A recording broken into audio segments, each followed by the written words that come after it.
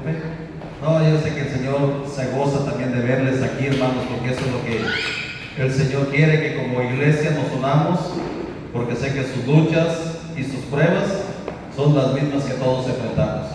Hoy vamos a leer allá en la carta a los Efesios y ahí vamos a meditar. No sé si tienen tiempo, pero podemos meditar versículo por versículo, que vamos a leer unos cuantos versículos. Y nos va a tratar, hermano, para que si tienes algo pendiente, avísales que vas a llegar después de las 12 o la 1 de la mañana, que no se preocupen y que si quieren, pues aquí nos quedamos en la iglesia. No, hermano, vamos a tratar de ser breves, pero ahí vamos a meditar en la palabra de Dios. Recuerden algo, hermanos, cada mensaje, cada palabra, no es porque el pastor tenga una necesidad o él quiera llenar alguna área de su vida, porque el deseo del mensaje que Dios trae a cada vida es para beneficio de los hombres. En esta carta a los Efesios, Pablo decía que Dios mismo o el Señor Jesús constituyó apóstoles, profetas, evangelistas, pastores y maestros con un solo propósito, y era que los santos alcanzaran la madurez espiritual que Dios quería. Ahí el apóstol Pablo dice para edificación de los santos.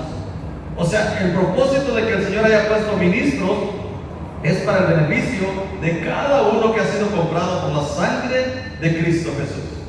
No para beneficio personal del ministro, no para beneficio de los pastores, es para beneficio del pueblo de Dios. Entonces, si el consejo de la Biblia llega a tu vida, no es para que te enojes, sino para que tú crezcas, alcances la madurez, y como dice aquí mismo la Escritura, cuando llegue el día que Cristo venga, tú puedas estar firme. Puedo decir como decía Pablo cuando estaba sentenciado a muerte: he acabado la carrera, he guardado la fe, me queda o me espera la corona de vida. Que tú puedas tener esa seguridad, que no haya en tu corazón ni una pequeña duda, o como algunos dicen, es que de panzazo voy llegando al cielo. Hermano, tú no debes de llegar de panzazo, debes de llegar con autoridad, porque el que te compró con un precio de sangre. Vamos a orar antes de leer ahí en Efesios. Padre bendito, gracias te damos porque nos permites en esta noche estar aquí en tu casa, con tu pueblo, con tu iglesia, que tú has comprado y has lavado con tu sangre preciosa. Te ruego, Rey de Gloria, que tú, que conoces el corazón de cada persona, hables a través de tu siervo. No quiero usar mis pensamientos, sino que sea tu pensamiento a través de mis labios. Bendice a aquellos que necesitan bendición y abre el corazón de cada uno de los que estamos aquí, para que tu palabra caiga en tierra fértil y produzca el fruto al 100%, Padre. Todo esto te lo pedimos en el nombre de Jesús. Amén. Efesios 6 dice la palabra de Dios, ahí nos da una cátedra de cómo deberíamos de ser la conducta. Primero le habla a los hijos, si les quiere que les vaya bien, les dice cómo se deben de comportar, cuál es el requisito, y después le habla a los padres, cómo deben de tratar a los hijos, luego le habla a los que son empleados y después a los empleadores. Y o sea, Pablo está dando una lista de la forma o la conducta que un cristiano debería de tener en las relaciones públicas, en las relaciones familiares, en el trabajo. Pero fíjense lo que dice el verso 10. Después de que le da la lista de todo lo que deberían de hacer, cómo deberían portarse los hijos, cómo deberían portarse los padres, Pablo, inspirado por el Espíritu Santo, sabía que no es fácil. Hermano, hacer lo que la Biblia dice con los hijos, o los hijos hacer lo que la Biblia dice con los padres, no es nada fácil. Mucho menos hacer lo que un empleado dice con su patrón. Y más si el patrón es un patrón déspota, o si el empleado es un empleado que solo cuando está el patrón ahí trabaja bien. Hermano, eso es complicado. Pero como cristianos, Pablo dijo, háganlo todo, pero lo que van a hacer, háganlo como para el Señor. Porque si está el amo ahí, no tiene caso portarte bien. O sea, eso no hace cualquier gentil. Cualquier mundano, cuando está el patrón ahí, ¿qué es lo que hace, hermano? Él anda activo, anda al 100. Pero ¿qué cuando no está el patrón ahí? Entonces, es lo que Pablo dice: bueno, si está tu patrón, haz como si no estuviera. Y si no está tu patrón, haz como si estuviera. O sea, hazlo como para el Señor. Porque todo lo que hagas lo vas a recibir. Y como le digo, Pablo sabía que todo eso que él estaba ordenando no es fácil. No es fácil porque somos seres humanos que dentro de nosotros mora un ego tremendo. Y ese ego o ese egoísmo, como lo quiera llamar, nos impulsa a pensar primero en mí, en mis decisiones, en mis deseos, en lo que a mí me hace sentir bien. Y es ahí donde hay una lucha. Por eso Pablo, ya después de que le dan los consejos o la forma de conducirse, le dice en el versículo 10: por lo demás, hermanos míos. ¿Alguien quiere leerlo hasta el versículo 20? Le digo, vamos a ir versículo por versículo. No se lo diga, si hay tiempo lo vamos a hacer.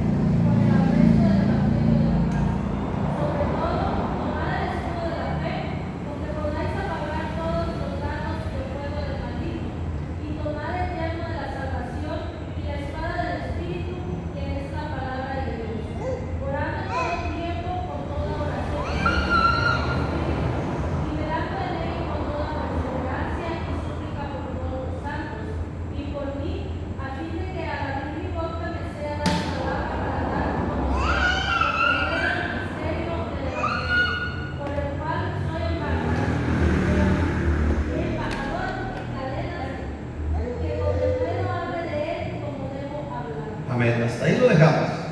Fíjense lo que dice Pablo: por lo demás, hermanos míos, fortaleceos en el Señor y en el poder de su gracia. Porque, como le digo, es lo que está enseñando, no es nada fácil como seres humanos. O sea, no todos leemos y es fácil. Nosotros lo leemos y todos decimos: yo puedo honrar a mi padre y madre, que pareciera que es fácil. Pero el problema es llevarlo a la práctica. El problema, como padres, a veces es llevar a la práctica lo que Pablo dice, que debemos educar a nuestros hijos en el temor al Señor, no llevarlos a la desesperación. Pero que cuando tu hijo se revela, desobedece, toma decisiones que a ti como ser humano te calan o te duelen, hermano, en ese momento uno piensa, como dice por ahí, hasta que quisiera comérselo, ¿verdad? Y eso es lo que Pablo decía: bueno, si todo eso vas a enfrentar, va a haber momentos donde tu carne se va a manifestar. Lo que debes de hacer es fortalecerse en el Señor. Y fortalecerse en el Señor, ¿qué quiere decir eso? Que tú digas: me fortalezco en el Señor, me fortalezco en el Señor. No, ahí él va más allá, hermano. La Biblia tiene respuesta. Por ejemplo, allá en la carta a los Filipenses 4, el apóstol Pablo está hablando a la iglesia de Filipos, y en el verso 5 le dice: nuestra gentileza sea conocida por todos los hombres. O sea, si tú dices que eres cristiano, que tienes un Dios de poder, que tienes a un Dios grande, la gente debe saber qué clase de Dios tiene. Pero ¿cómo lo vas a conocer? ¿Manifestándote o actuando como tú consideras correcto? No, ahí mismo da la respuesta. Si tú tienes una Biblia, ahí mismo en Filipenses 4, del verso 6 y 7, ahí dice cómo debería de ser, o cómo debe ser la conducta de un buen cristiano que sabe que la fortaleza o la fuerza para enfrentar al enemigo no proviene de él, sino proviene de Dios. Después de que le dice que su gentileza debe de ser conocida, ¿qué le dice Pablo que debemos de hacer? Y yo creo que eso es lo que a la iglesia le hace falta en muchas ocasiones. Y eso es lo que dice Filipenses 4, el verso 5, está un poquito más adelante.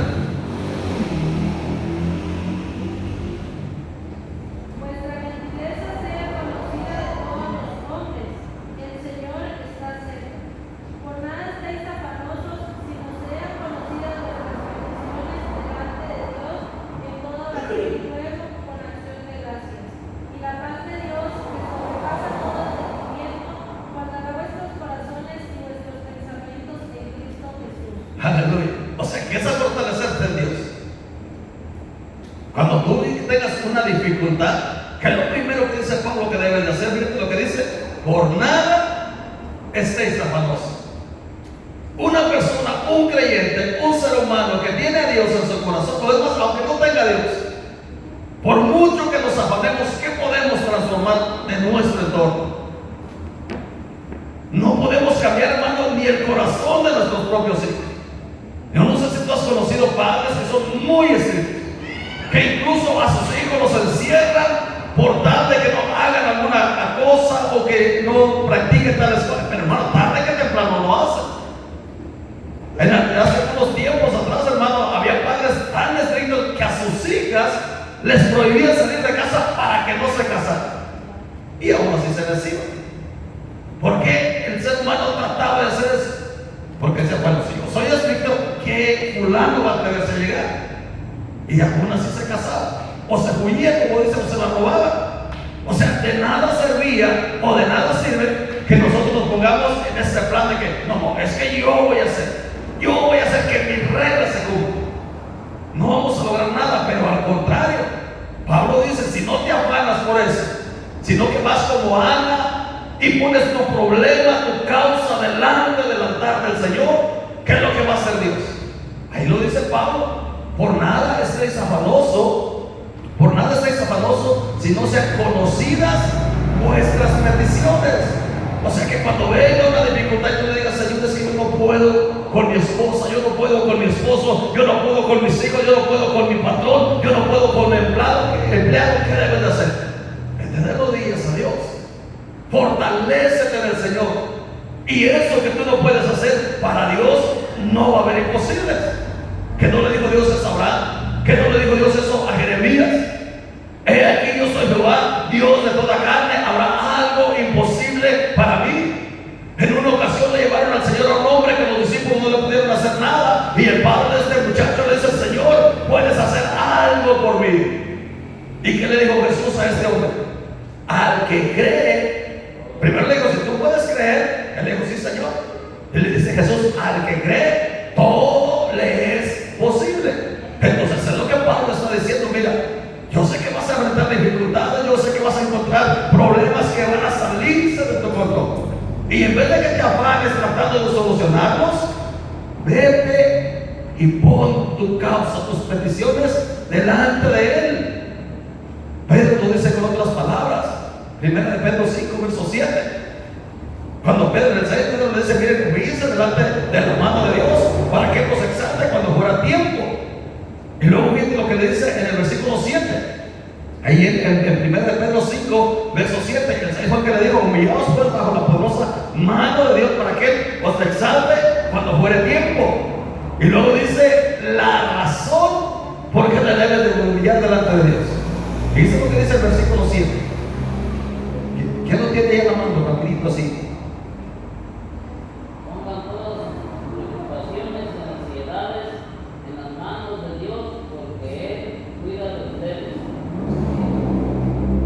Dice, echando toda vuestra ansiedad, dice el hermano aquí, pongan todas vuestras preocupaciones delante de Él. Esta Reina Valera, la que tú y yo tenemos a la mano, dice, echando toda vuestra ansiedad delante de Él, porque Él tiene cuidado de nosotros. Y luego dice el versículo: porque vuestro adversario, el diablo. ¿Cómo anda Satanás? Y cuando tú no sabes fortalecerte como buen cristiano que eres, no sabes de dónde viene tu fuerza, el diablo te va a destruir, te va a robar la paz y vas a andar toda la noche como león enjaulado.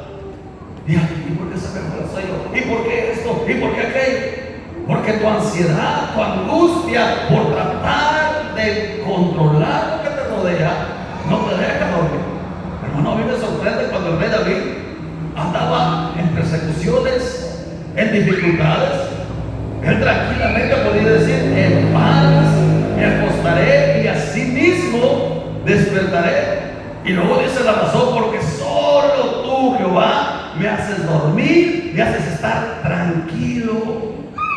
Él sabía que la tranquilidad, que la vida y lo que lo rodeaba, Dios lo controlaba.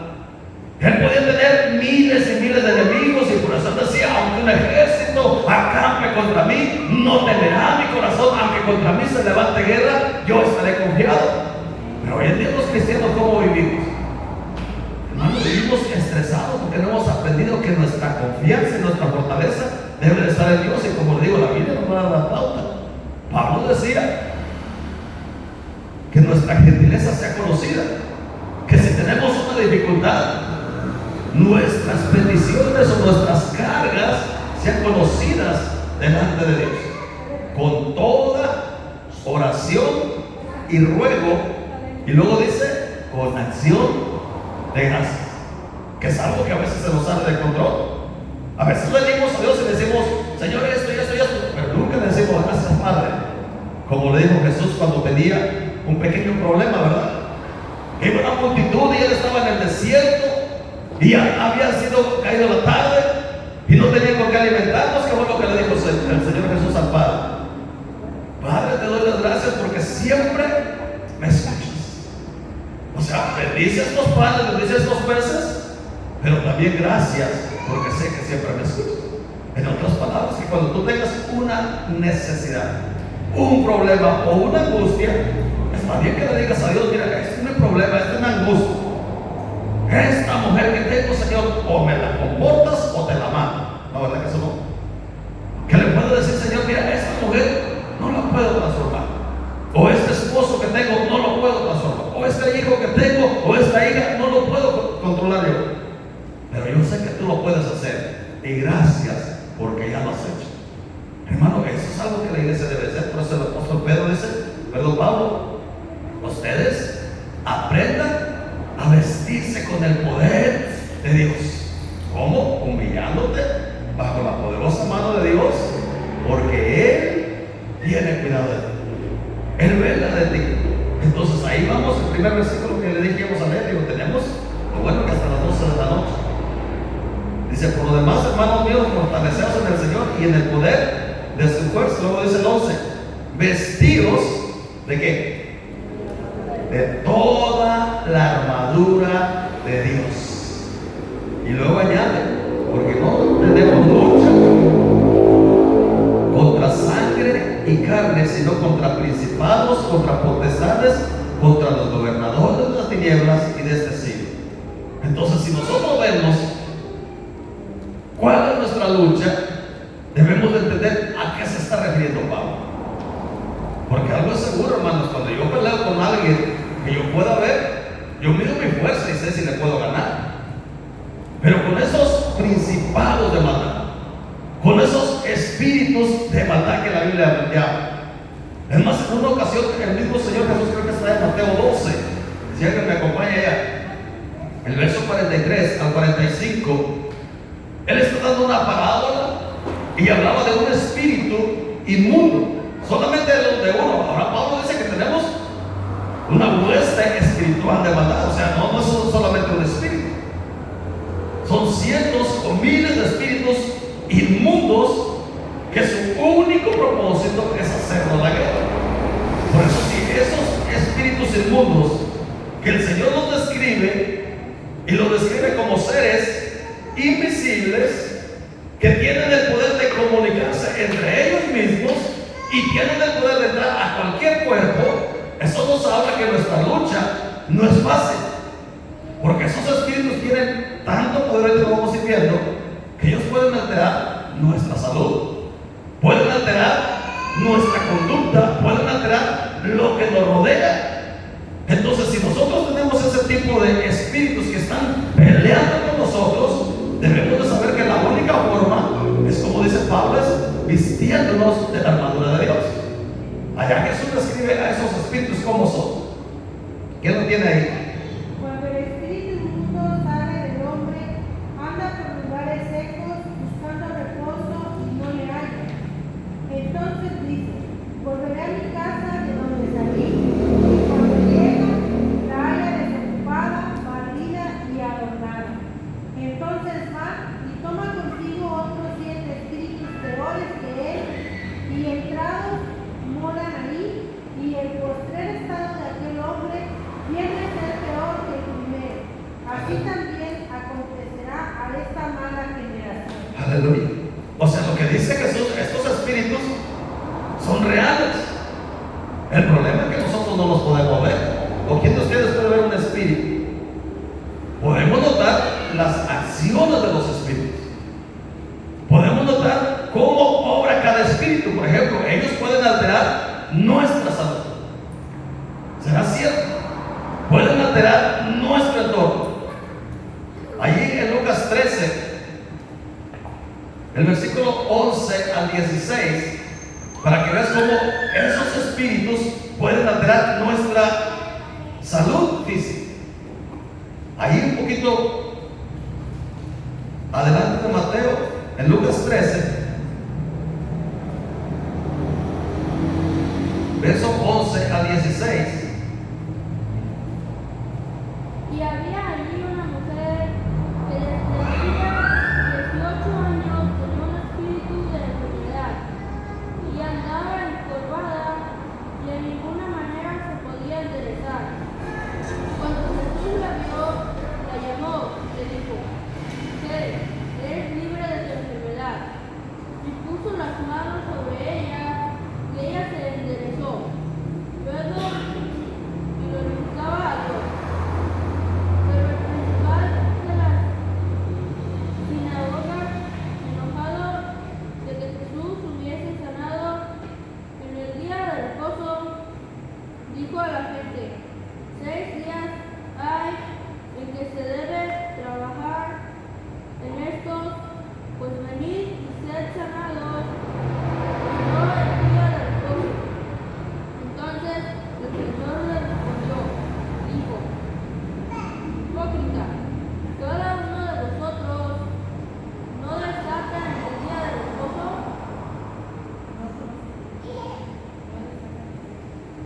su buey o su asno del pesebre y lo lleva a beber. Y a esta hija de Abraham, que Satanás había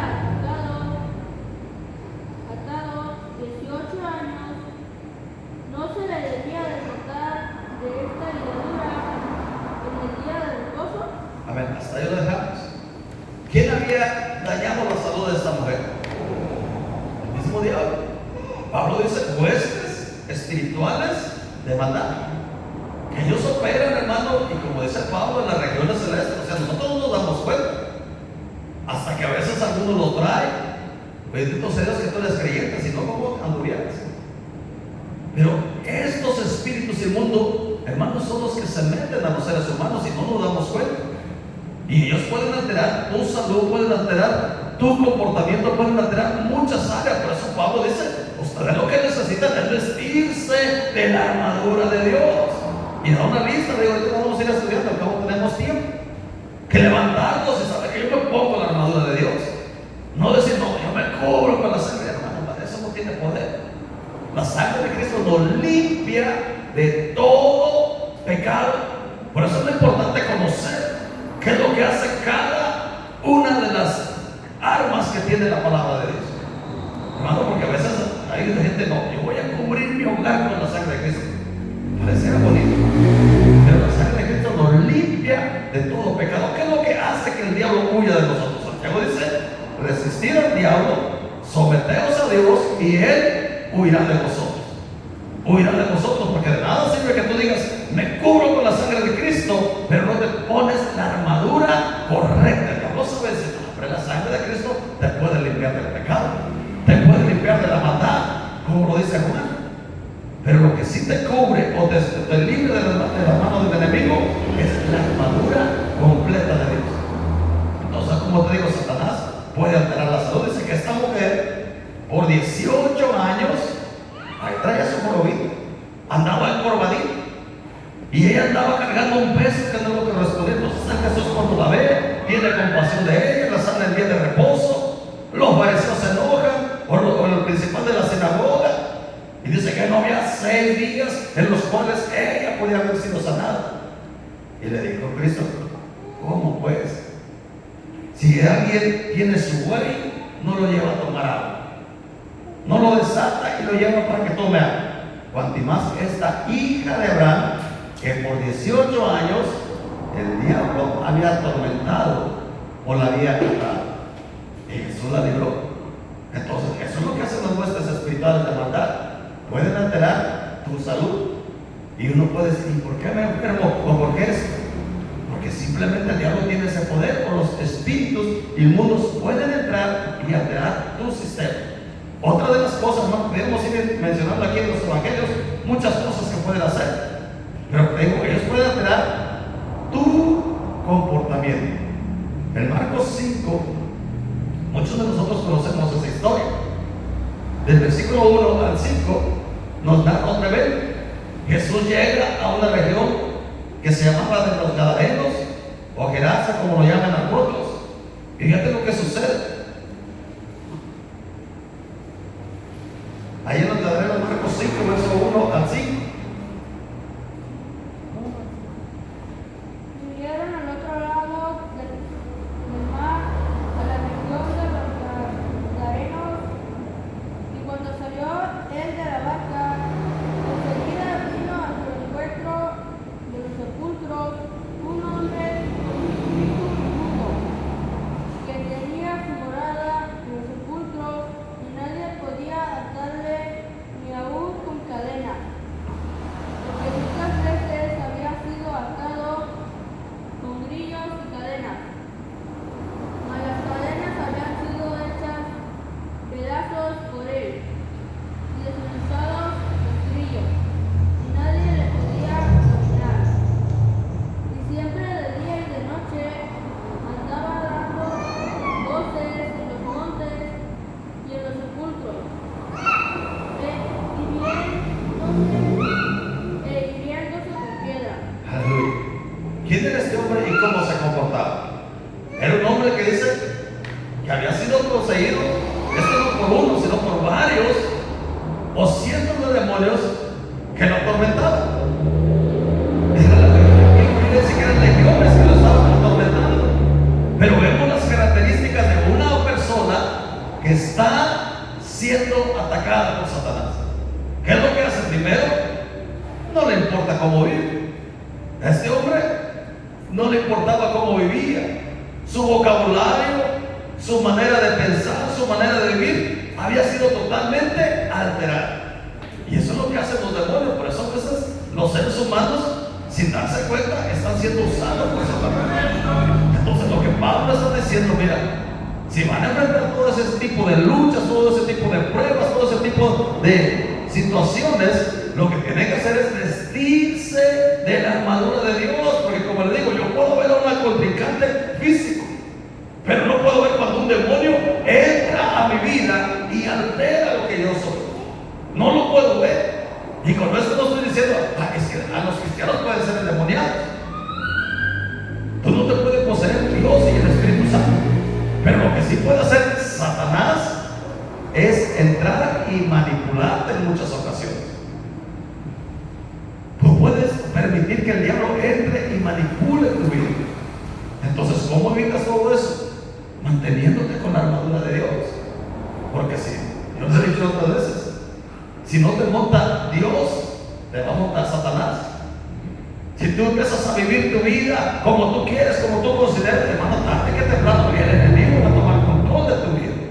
Y te va a empezar a alterar todo lo que tú eres, va a empezar a alterar tu comportamiento, tus actitudes. Tú vas a ser una persona totalmente diferente. Este hombre, hermanos, no era una persona como la demás sociedad. Dice que él vivía en los sepulcros, tenía una fuerza descomunal, andaba dando voz, gritando, no sabes lo que gritaba, no sabes lo que decía, pero él andaba por ahí. Cuando viene Jesús y lo ve así, le pregunta, ¿cómo te llamas? Legión, porque somos muchos, le dice. Y los expulsa a Cristo, y este hombre, tú puedes leer el relato, después me encuentro, dice, sentado y en su cabal vestido y en su cabal juicio, y le decía a Jesús, dame chance de ir. Ahí vemos el primer misionero, si tú lo quieres saber. El primer misionero que Cristo tuvo fue este hombre, alguien que había sido usado por Satanás. Pero ahí no nos vamos a meter en eso. Lo que quiero meternos es que aprendas a conocer cómo trabajan o cómo se mueven esos espíritus inmundos, que no los puedes ver, pero sí puedes ver sus manifestaciones. Puedes ver cómo se manifiestan. Otra cosa dice aquí mismo en Marcos 9:16, un poquito más adelante, vemos a otro hombre endemoniado o poseído por un espíritu inmundo, cómo se movía. En Marcos 9, verso 16. Él les preguntó, ¿qué disputáis con ellos? Respondiendo uno de la multitud, dijo, Maestro, traje a ti a mi hijo, que tiene un espíritu mudo, el cual donde quiera que le toma, le sacude, le echa majaron, cruza los dientes y se va acercando. Y dije a tus discípulos que lo echasen fuera, no pudieron. Aleluya. Vamos a brincar hasta 25 para irnos así más rápido. Y cuando Jesús vio que la multitud se agolpaba, reprendió al espíritu inmundo diciéndole, espíritu mudo y sordo, yo te mando, sal de él y no entres más en él. Aleluya. O sea, aquí vemos qué hacía este hombre o este espíritu inmundo. Dice, esto puede leer en tu casa el relato. Dice que tomaba a este muchacho y a veces lo echaba en el agua, a veces lo echaba en el fuego. O sea, hacía o hace que una persona se autodestruya. Y uno puede decir, ¿cómo es posible eso? Actualmente, hermano, jovencitas o personas que intentan suicidarse, que no le hayan sentido a la vida. ¿Quién los está impulsando a que digan, mejor me quito la vida? Son espíritus inmundos que están entrando ahí. Entonces a veces los cristianos pueden descuidar su relación con Dios y pueden decir, ¿qué sentido tiene la vida? Y eso no es porque ellos lo decían, sino porque aunque no se den cuenta, esos espíritus inmundos pueden entrar y, como te digo, pueden alterar todo tu entorno, todo tu cuerpo, pueden alterar incluso tu manera de pensar. Allá en el libro de San Juan 13, cuando Jesús estaba en la última cena con los discípulos, que empezó a entristecerse y empezó a decirle, uno de ustedes me va a entregar. Y ellos le empiezan a preguntar, ¿quién será, Señor? ¿Quién va a ser el que menos te va a traicionar? Y ahí están en esa lucha. Y allá en San Juan 13, el versículo 26 y 27, Jesús le dice, bueno, yo les voy a decir quién es. Al que yo moje el pan con mi mano y se lo dé, ese es. Y dice que tomó el pan, lo mojó en su plato, se lo dio a Judas. Y después de que se lo dio, dice ahí en el versículo 27, Satanás entró en Judas. Y después de que entró Satanás en Judas, ¿qué es lo que hizo Judas? Jesús le dijo, mira, lo que vas a hacer, hazlo pronto. Los otros discípulos dijeron, bueno, a lo mejor comprar un tesorero, va a comprar algo, o va a hacer alguna actividad. Pero lo que iba a hacer Judas fue ir ante los sacerdotes. Ustedes lo leen en los evangelios. Dice, después de que terminó la cena, se levantó, fue donde los sacerdotes y los principales de la sinagoga y le dijo, ¿saben qué? El Señor ya sabe que yo soy el prisionero. El Señor ya sabe, porque la Biblia nos narra que los sacerdotes y todos los principales de la sinagoga habían acordado crucificar o matar a Cristo después de la Pascua. Pero como estaba escrito qué día tenía que morir Jesús, dice que después de buscar entonces Satanás en Judas y alteró el proceso. Ya no se esperó para después de la Pascua, sino que le digo, miren, se los entrega hoy, porque Jesús ya sabe, o sea, no está así narrado en la Biblia, yo se lo estoy más o menos parafraseando. Porque ya Jesús me descubrió, él dijo que el que comiera el pan de su plato, ese era y ese soy yo. Entonces lo que vemos que Satanás puede alterar los planes. Y es lo que Cristo, perdón, es lo que Pablo está diciendo.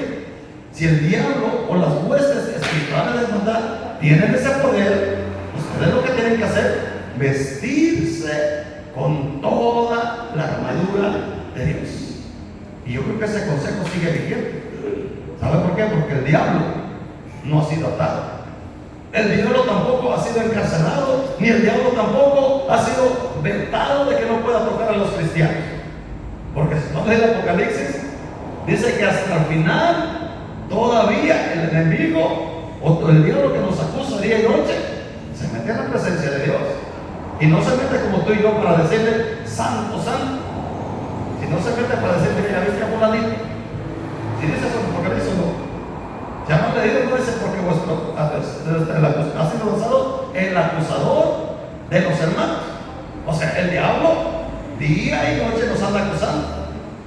Él allá llega a la presencia de Dios y dice, mira, ya viste a fulano de tal como anda, cómo se comporta, cómo actúa, y según dice que tiene un Dios de poder, pero mírenlo cómo lo hace.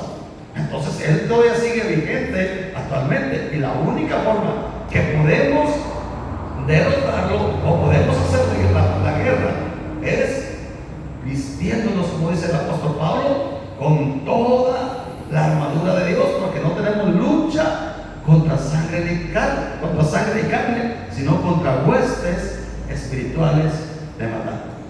No sé si todavía tienen tiempo, digo que le vamos 2 versículos, son 10, pero si quieren ahí lo dejamos. Luego dice, por tanto, tomad toda la armadura de Dios para que podáis resistir en el día malo. O sea, algo es seguro. Bueno fuera que los cristianos tuviéramos puros días buenos, o como decimos todo el tiempo, ¿cómo está, hermano? Dios me lo bendiga. ¿Cómo se siente? Bendecido y en victoria. Pero yo sé que muchos de ustedes en ocasiones vienen derrotados. Muchas veces venimos a la iglesia donde ya decimos, Señor, ya voy a tirar la toalla, ya no puedo más. Aunque tú digas, yo vengo bendecido y en victoria, vienes en el día malo. ¿Qué significa eso? O sea, que todo, va a haber momentos en tu vida que no todo va a ser de gloria en gloria. Va a haber momentos en tu vida como Moisés que no vas a decir, Señor, mejor quítame la vida. Señor, si no vas a ir conmigo, mejor no me saques de aquí. Moisés, Elías, hombres que Dios los usaba grandemente, tuvieron el llamado. Moisés le decía al Señor, Señor, mejor quítame la vida. Elías en su deprimencia que tenía, donde estaba deprimido, le dijo, Señor, mejor quítame la vida, porque a todos tus profetas nos han matado y nomás quedo yo. Y como yo soy el único que me buscan para matarme, él sentía que era el único cristiano. A veces así pasa en tu vida. Vas a sentir que el único que sufre eres tú, que el único que está alejado de la gracia de Dios eres tú, y no es así, sino que es un día malo que llegó a tu vida. ¿Y cómo lo vas a enfrentar? Poniéndote la armadura de Dios, poniéndote ese equipamiento que Dios ha puesto. Dice, por tanto, tomad toda la armadura de Dios para que podáis resistir en el día malo, y habiendo acabado, ¿qué va a suceder? Cuando tú te pones la armadura de Dios y viene el día malo, no te vas a mantenerte firme. Pero cuando una persona no tiene la armadura de Dios, no ha aprendido que sus cargas, sus luchas, las tiene que compartir con el Rey de Reyes, hermano, va a desmayar, porque es cansado ser cristiano. ¿Sabe por qué? Porque muchas veces no podemos responder a los demás como lo merecería. ¿Por qué? Porque cuando uno realmente es cristiano, aunque enfrente injusticias, ¿qué es lo que hace uno? A veces mejor se calla. ¿Y sabes por qué? No es porque no tengas argumentos, no es porque no tengas la razón, sino porque sabes que el que va a pelear tu batalla es el Rey de Reyes, y Él no ha perdido. Entonces, cuando tú eres ese tipo de cristiano que está bien vestido con la armadura de Dios, en el día malo va a ser como el dicho que usamos aquí en México: va a ser lo que el viento le hizo, ni lo despinó, ¿verdad? Porque no tenía pelo, no le movió ni un cabello. Entonces, cuando tú estás bien vestido, bien orado, bien ayunado, lleno de la palabra de Dios, hermano, el enemigo no te va a hacer nada. ¿Sabe por qué? Porque vas a tener la certeza de que esa batalla, lo único que va a hacer en tu vida es ayudarte para vivir. Porque los que somos verdaderamente cristianos, ¿quién sabemos? Que los que amamos a Dios, todas las cosas nos ayudan a vivir. Entonces, es lo que Pablo le está diciendo aquí a la iglesia de Efesios, y es lo mismo que nos dice a nosotros. Y luego dice, por tanto, tomad toda la armadura de Dios para que podáis resistir en el día malo, y habiendo acabado de estar firmes, está pues firmes, ceñidos vuestros lomos con la verdad. El domingo tratamos un poco ese tema, ¿verdad? Decir la verdad, hermanos, a veces cuesta. Nosotros hablábamos el domingo que David, cuando había pecado, ¿qué fue lo que dijo? Es que en maldad he sido concebido. Él no hubiera podido decir, no, es que la mujer es que esto, es que las circunstancias.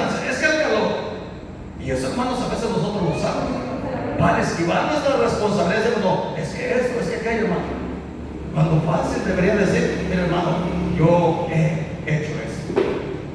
No es de extrañarnos, porque todos los que estamos aquí estamos expuestos a fallarle a Dios.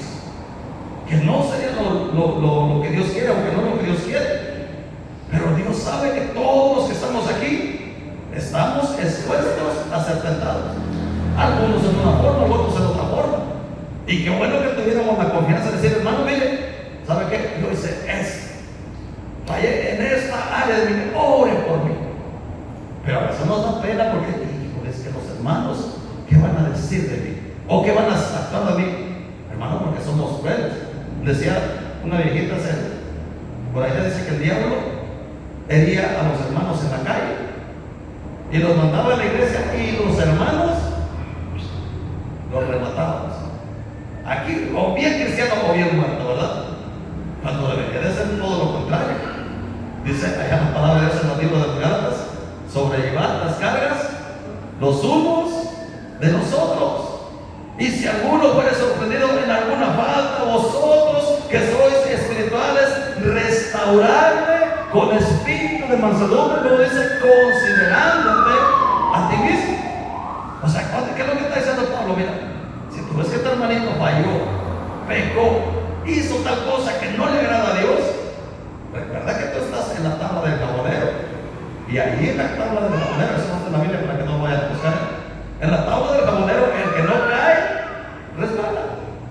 O sea, todos estamos tentados. A lo mejor yo no soy tentado de la misma forma que el hermano fue tentado, porque el diablo tiene muchas acechanzas. Por eso Pablo dice: para que puedas hacer frente a las acechanzas que el diablo tiene en contra de ti. Hermano, si yo supiera en qué área me va a atacar el diablo, hermano, yo me preparo. O como dijo Cristo, si el padre de familia supiera a qué hora va a venir el ladrón, hermano, ese no se duerme, está esperando con la escopeta ahí en la mano. Pero como el ladrón llega cuando menos te lo espera, cuando él considera que estás más despreocupado, él entra y lleva y te saca a la casa. Así es el diablo. Pues no se puede sentir mal. Yo físicamente, espiritualmente me siento bien, pero el diablo tiene muchas estrategias. Él sabe en qué momento puedes ser un blanco fácil. ¿Por qué crees que Pedro dice: vuestro adversario el diablo anda como león rugiente? Porque tenemos la facilidad, hermano, de saber cómo funciona esa cacería de los leones. Ustedes pueden ver un documental y cómo el león empieza a acechar, ¿verdad?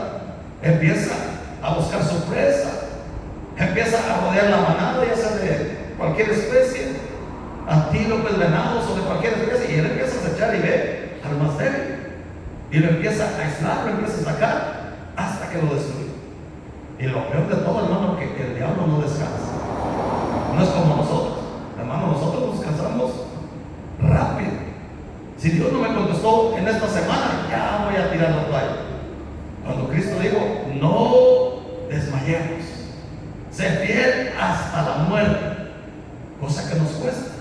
Pero hoy, hermano, lo que Dios quiere que aprendamos a tener esa armadura y ese equipamiento que Dios tiene. Le digo: no me voy a alargar porque voy a alargando mucho. Está firme, ceñido vuestros lomos. Dice: por tanto, va toda la armadura. Está firme, ceñido vuestros lomos con la verdad, y vestidos con la coraza de justicia, y calzados los pies con el apresto del evangelio de la paz. Ya no nos vamos a ir extendiendo mucho. Y luego dice: sobre todo, tomad el escudo de la fe, que aunque podáis apagar, fíjense lo que dice: tomar el escudo de la fe, que aunque podáis apagar todos, ¿qué dice?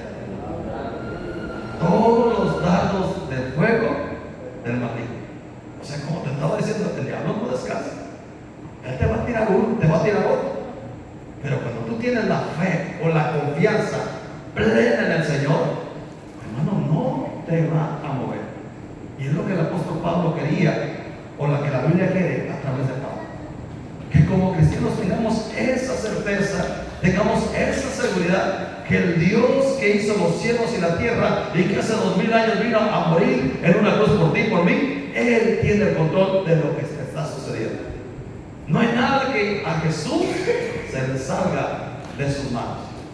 Incluso mismo Jesús dijo en una ocasión: miren las aves de los cielos, cómo vuelan, no trabajan, no hilan, y mi Padre las sostiene. Miren las hojas de los árboles, no se cae una sin que mi Padre no lo sepa, o mi Padre no le dé permiso. Y entonces Él, queriendo enseñarnos de cómo nos ama Dios, dijo: aún nuestros cabellos están contados. A lo mejor tú no te los has contado, pero Dios sabe cuántos cabellos tienes. Entonces, ¿qué nos dice esto? Que si Dios tiene ese cuidado de conocerte a la perfección, ¿cómo no va a conocer tus problemas, tus luchas? Y como dijo el apóstol Pablo en la carta a los Romanos, si Dios no escatimó a su propio Hijo, sino lo dio por nosotros, ¿cómo no nos dará también con Él todas las cosas? O sea, en otras palabras, si Dios derramó, o el Hijo de Dios derramó su sangre por librarte del pecado, por librarte de la muerte eterna, ¿cómo no te va a dar aquello que tú necesitas? Claro que lo va a hacer, pero tienes que tener la fe. Que no venga el diablo y te secrete y te diga: ¿ya viste que Dios no te ama? ¿Ya viste que Dios te descuidó? Y cuando ya empieza ese dardo a entrar en tu mente y a darse, hermano, es cuando la gente empieza a ver. Y yo le he dicho en muchas otras ocasiones, el arma más poderosa que tiene Satanás es hacernos dudar de Dios. Mientras tú no dudes de Dios, hermano, tarde que temprano la recompensa va a llegar. Y lo podemos ver con Job. El diablo le hizo por aquí, le hizo por allá, le puso una lucha, le puso otra lucha, y Job se mantuvo intacto, se mantuvo firme en su fe. Y cuando menos acordó, esa lucha, esa carga y esas pruebas desaparecieron de su vida, y su postrer estado fue mucho mejor. Entonces, hoy en esta tarde, hermano, yo te invito que como buen cristiano enfrentes tu vida así. Te digo, no va a ser fácil, porque no podemos cambiar a nadie a nuestro alrededor, pero sí podemos cambiar cómo enfrentamos las batallas. ¿Y cómo las vamos a enfrentar? Fortaleciéndonos en nuestro Dios. Que cuando venga una lucha en tu vida, en vez de que te empieces a desanimar y empiezas a decir: ¿y cómo le hago? Vete. Ahí estamos en el Antiguo Testamento, vemos a una mujer que cuando tenía un problema, que había la concubina de su esposo, venía y le pasaba: mira, cuántos niños chidos tengo yo. Y dice que está le doliendo el corazón a Ana. Pero llegó el momento donde ella dijo: bueno, no voy a estar más triste. Derramó su corazón delante de Dios, estuvo ahí en la presencia de Dios, dice, y se levantó y no estuvo más triste. El otro día les decía: uno como cristiano sabe cuando Dios te responde.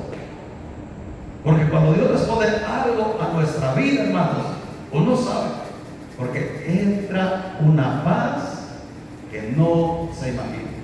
Es lo que Pablo decía en los Filipenses: y la paz de Dios gobierna nuestros corazones. Porque cuando yo tengo una lucha, hermanos, y Dios no la ha respondido, hay una intranquilidad y uno no se siente tranquilo. Pero cuando ya Dios la responde, uno siente la paz. Y ahí es lo único que tenemos que hacer, es ver de dónde o cómo Dios va a solucionar el problema. Y es ahí donde el cristiano tiene que aprender. Otra vez les tengo enseñanza acerca de eso. Que el que, recuerda que leíamos que el que busca, encuentra, y ahí le estamos diciendo cómo eran los pasos a seguir. Entonces, hoy te animo, hermano, que sigas este principio. Te digo, no vamos a decir todos los versículos porque nos tardaríamos hasta muy noche. Pero solamente estudiamos 2 o 3 versículos. Pero con eso creo que es más que suficiente. ¿Cómo debes de comportarte? ¿Qué es lo que debes de hacer ante las adversidades? Y cuando tú los hagas, hermano, la vida cristiana va a ser mucho, mucho más llevadera. Ya no va a ser tan estresante, no vas a vivir tan angustiado, ya la paz va a llegar a tu vida.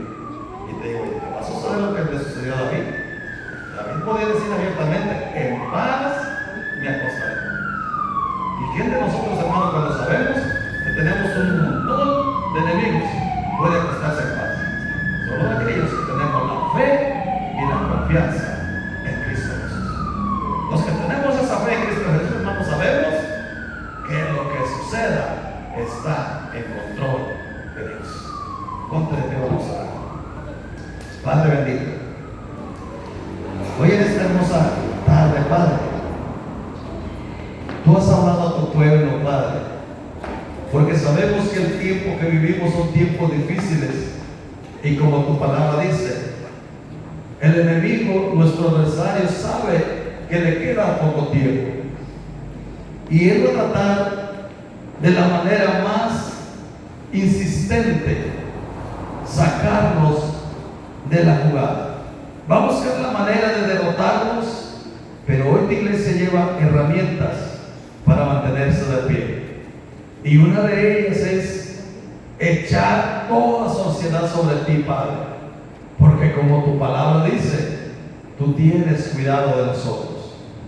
Si tuviste el cuidado de morir en una cruz para darnos vida eterna, ¿cómo no nos vas a cuidar, Padre, ahora que ya somos tu pueblo? Hoy en esta tarde te ruego que cada uno de los que estamos aquí salgamos con esa seguridad de que tú estás velando por nosotros. Que si hay circunstancias difíciles en la vida, no debemos de preocuparnos en cómo solucionarlas, porque la solución ya la tienes tú en tus manos.